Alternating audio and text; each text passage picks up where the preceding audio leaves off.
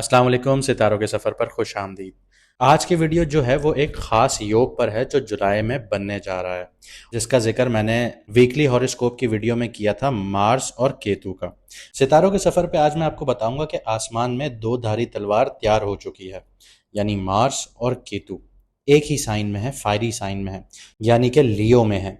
Mars जो है वो एक ऐसी ताकत है जो सिपह सलार यानी आर्मी चीफ होता है। जोश है इसमें, लेकिन कभी कभी ये गुस्सा और जल्दबाजी का सबब बन जाता है, जिससे पूरा सिस्टम कोलैप्स कर सकता है, गिर सकता है। अगर आप देखें कि कोई भी आर्मी या कोई भी एक फोर्स है वो गलत इनिशिएट करती है तो पूरे मुल्क को उसका खुमियाजा भुगतना पड़ता है, या उसके जो कॉन्सिक्वेंसेज हैं वो भुगतने पड़ते हैं। दूसरी तरफ जो केतु है वो राज है, पुराने कर्मों का असर दिखाता है, इंसान को अकेले सफर पर लेके जाता है, बिना वजह के इंसान को दुनिया से गुम कर देता है। मतलब ये कि मजबूरी की हालात में ऐसे फैसले करवा देता है कि इंसान अपनों से दूर हो जाता है।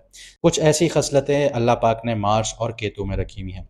अब अगर इनके योग की बात करूं तो 12 तारीख से ऑनवर्ड्स, 12 जुलाई से ऑनवर्ड्स मार्स जो है वो केतु के करीब जाना शुरू करेगा, लेकिन 22 तारीख को वो बिल्कुल उसके साथ आ जाएगा और ये 10 अगस्त तक इसके असरात नज़र आएंगे आप लोगों को।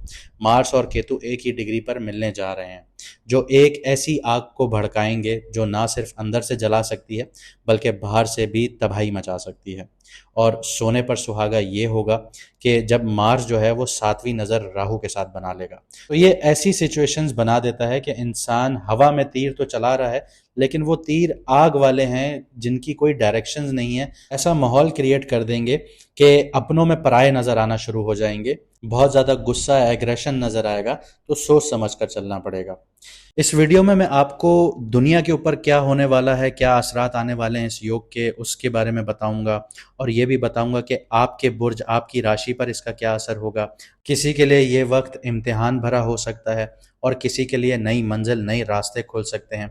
आपके लिए ये योग क्या लेकर आ रहा है, ये जानने के लिए वीडियो को आखिर तक ज़रूर देखिएगा, क्योंकि मैडम एस्ट्रोलॉजर एन बख्श की अनथक मेहनत का नतीजा है, उनकी रिसर्च है जो मैं आपके सामने रखता हूँ। तो मैडम एस्ट्रोलॉजर एन बख्श ने इसकी रेमेडीज़ भी बताई हैं, वो मैं आपको वीडियो के आखिर में बताऊंगा।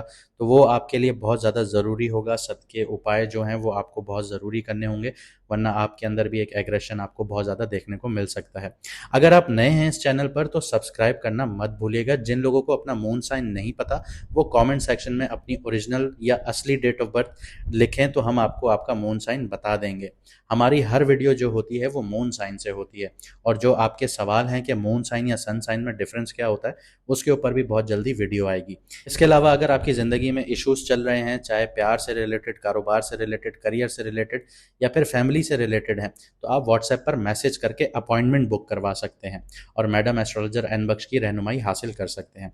अब देखते हैं कि ये योग दुनिया पर क्या असर डालेगा। तो सबसे पहले बात करते हैं ग्लोबल प्रिडिक्शंस की, लेकिन इससे पहले मैं आपको ये बताता हूं कि मैडम एस्ट्रोलॉजर एन बख्श ने 16 नवंबर को एक प्रिडिक्शन दी थी। उसकी वीडियो भी हमारे चैनल पर लगी हुई है, आप जाके देख सकते हैं। उसमें मैडम एस्ट्रोलॉजर एन बख्श ने यह बताया था कि अमेरिका के लिए ये साल तूफानी आफतों का होगा, जबकि हमने ये देखा कि लॉस एंजलिस में आग लगी जो 23,000 एकड़ पर फैल गई और 29 लोगों की जान उसमें गई। इसी तरह अभी टेक्सास में बहुत ज़्यादा फ्लड्स आए हुए हैं जिसकी वजह से 79 लोगों की जान जा चुकी है। ये मैडम एस्ट्रोलॉजर एन बख्श की प्रेडिक्शन थी, जो अल्लाह पाक ने उनकी इज्जत रखी और वो प्रूव हुई। हालांकि अफसोस है हमें इंसानी जानों का, लेकिन जो कुदरती आफात हैं उनके बारे में मैडम ने बताया। लेकिन अब हम आपको बताते हैं कि जो ये योग बना है केतु और मार्स का, और मार्स राहु को देख रहा है, सैटर्न उल्टा हो रहा है, तो इसके असरात दुनिया पर क्या होने जा रहे हैं। सबसे पहले बात करते हैं जंग की और तनाव की, यानी कॉन्फ्लिक्ट्स की, क्योंकि मार्स और जो केतु का योग है वो एक कॉन्फ्लिक्ट जोन क्रिएट करता है। तो साउथ एशिया की बात करें तो इंडिया, पाकिस्तान और चाइना का जो एक्सेस है उस पर बॉर्डर्स पर कॉन्फ्लिक्ट्स देखने को मिल सकती हैं, टेंशन्स बढ़ सकती हैं। खास तौर पर कश्मीर और लद्दाख का जो एरिया है ये बहुत सेंसिटिव रहेगा। मिडल ईस्ट की बात करूं तो ईरान इजराइल का जो मुआहदा हुआ है उसमें तनाव भरी सिचुएशंस क्रिएट होंगी और डिप्लोमेटिक क्राइसिस देखने को मिल सकती हैं।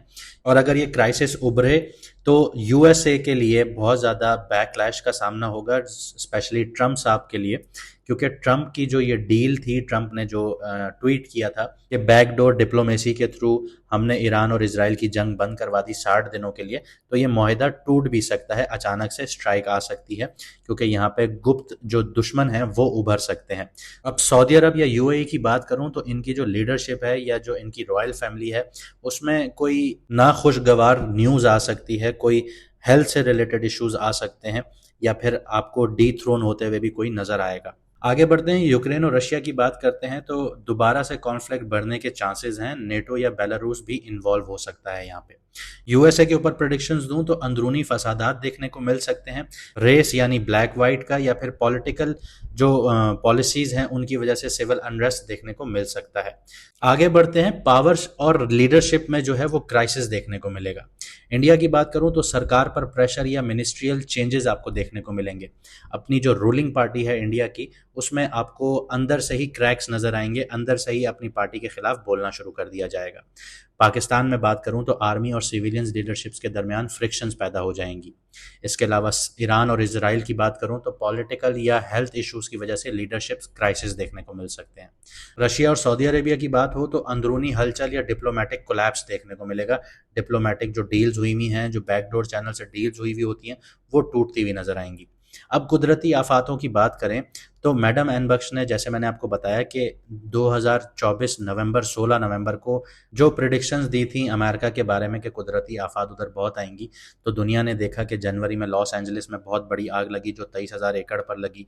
इसके अलावा अभी जो करंट में आप वीडियो देख रहे हैं, इसी के साथ साथ आप गूगल पे जाके सर्च कर सकते हैं कि टेक्सास में फ्लड्स आए हुए हैं, जिसकी वजह से 79 लोग अपनी जान से हाथ धो बैठे हैं। तो ये कुदरती आफातें चल रही हैं, लेकिन जुलाई और अगस्त का जो महीना है ये बहुत खतरनाक साबित होगा। यहाँ पे अर्थक्वेक बहुत ज़्यादा देखने को मिलेंगे दुनिया में, फ्लड्स बहुत ज़्यादा देखने को मिलेंगी और ख़तरनाक फायर इरप्शंस होंगी, जंगलात में आग बहुत लगेंगी।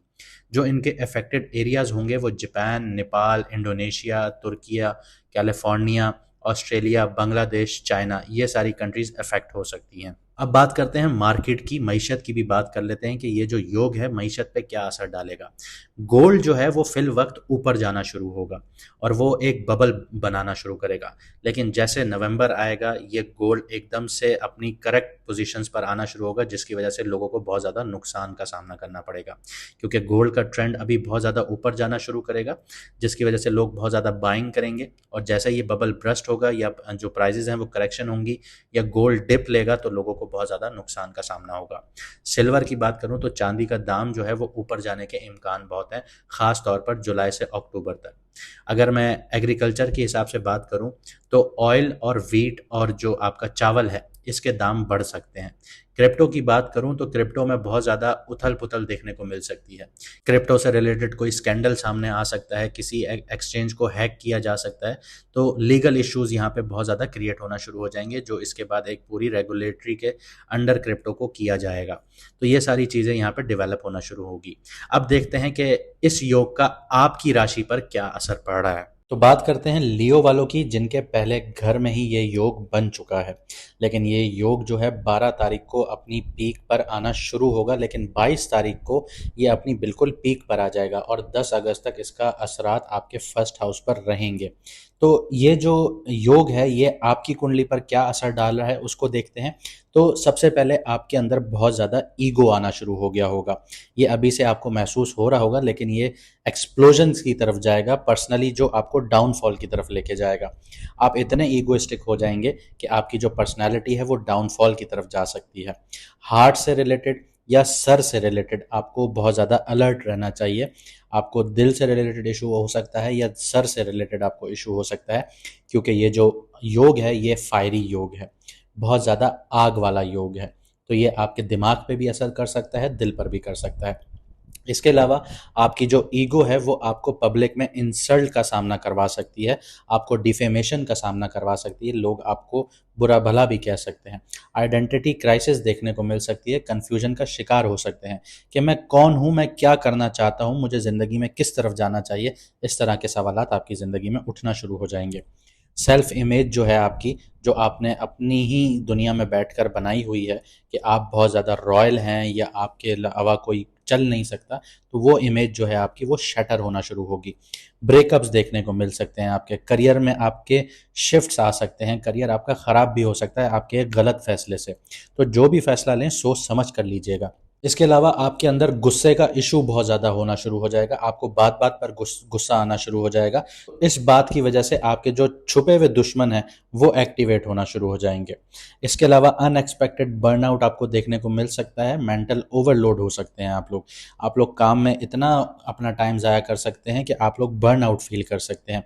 आप मेंटली एग्जॉस्ट हो सकते हैं, मेंटली आपको फिर कुछ समझ में नहीं आएगा, ब्रेन फॉग हो जाएगा। मतलब आप कोई भी काम करने जाएंगे आपको समझ में नहीं आ रहा होगा कि आपको फैसला लेना क्या है।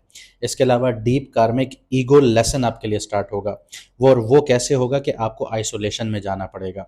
यही एक डिवाइन प्लान है आपके लिए जो आपके फर्स्ट हाउस में हो रहा है। अब बात करते हैं कि रेमेडीज या सदके या उपाय आप लोगों को क्या करना चाहिए। हर ट्यूसडे या फ्राइडे वाले दिन अगर आप साहिब इस्तिताअत हैं तो 1.5 किलो गोश्त सदका या दान करें।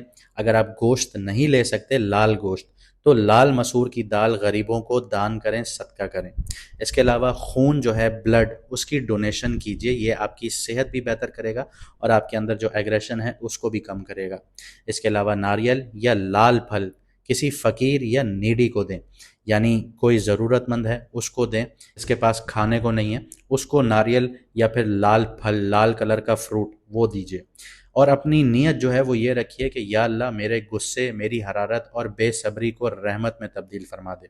इसके अलावा केतु के लिए मैं आपको अगर रेमेडी बताऊं तो रोज़ाना 10 से 15 मिनट तन्हा टाइम गुजारिए, सिर्फ अल्लाह का जिक्र कीजिए। सूरह कहाफ हर जुमेरात की रात या फ्राइडे वाले दिन पढ़िए, अगर पढ़ नहीं सकते तो सुनिए। ये आपके कन्फ्यूजन या इल्यूजन्स जो हैं उनको दूर करने में मददगार साबित होगी। इसके अलावा हर उस शख्स की मदद कीजिए जो स्पेशली डिसेबल्ड है या माजूर है।